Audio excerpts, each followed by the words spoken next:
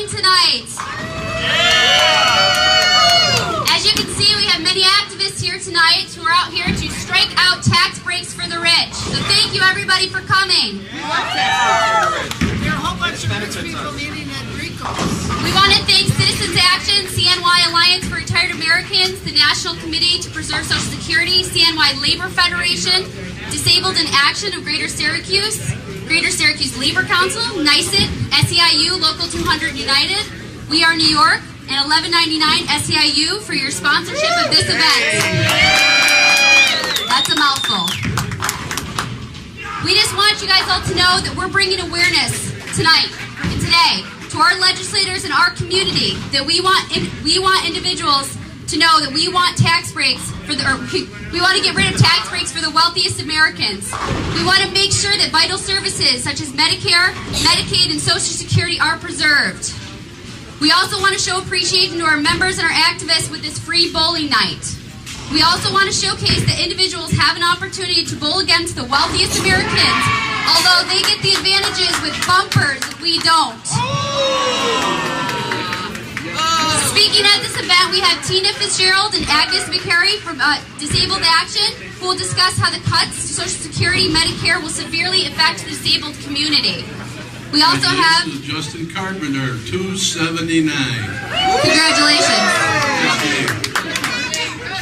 Also speaking is Sean Carter, who is with Menorah Park, and who will discuss how these cuts will affect the elderly community. Lastly, we do want to thank our Senator Schumer and Senator Gillibrand for their support on these positions. Tomorrow we plan on reminding them that we are here and that we want them to go to Washington and speak to their leadership and let them know that we want to make sure there are I cannot say this right. We want to make sure that we cut tax breaks to the rich. We also want to make sure we are securing Social Security, Medicaid, and Medicare. Let me just explain to you how absurd this whole Social Security position is for the wealthy. We have a group that's been organized by CEOs. 71 CEOs of major companies are wanting to fix the deficit by eliminating Social Security, Medicare, and Medicaid. Now, these same CEOs, average retirement package for these CEOs, listen carefully, if they retire, they're going to get $65,000 a month for their retirement. The Honeywell CEO will get $400,000 plus a month for his retirement. I'd like to introduce now Agnes McCray from Arise. She will speak about how one of these programs or two of these programs help her live an independent life. Agnes? Yeah. Hey, everybody. How are you? Very good. I know that I would just like to say that a lot of people see me as a person with a disability. But no, I am more than that. I'm a parent and a mother of three. I'm a person who cares a lot about this community and the people in it. The fact of the matter is, we have now 70,000 baby boomers with more to come in New York State. Is it really feasible that there's only a nursing home option? And we all care about this issue here tonight, and that's why we're all here. We need to keep it going and fight for access to health care for all Americans and taxes. That's right. Next we have Tina Fitzgerald from Disabled in Action.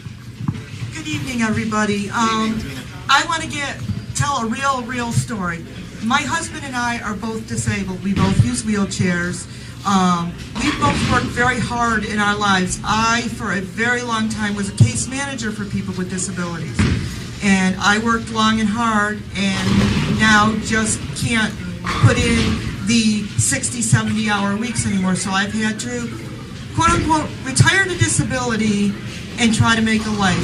We own a home in Manningdale. We get $1,500 a month to support two people.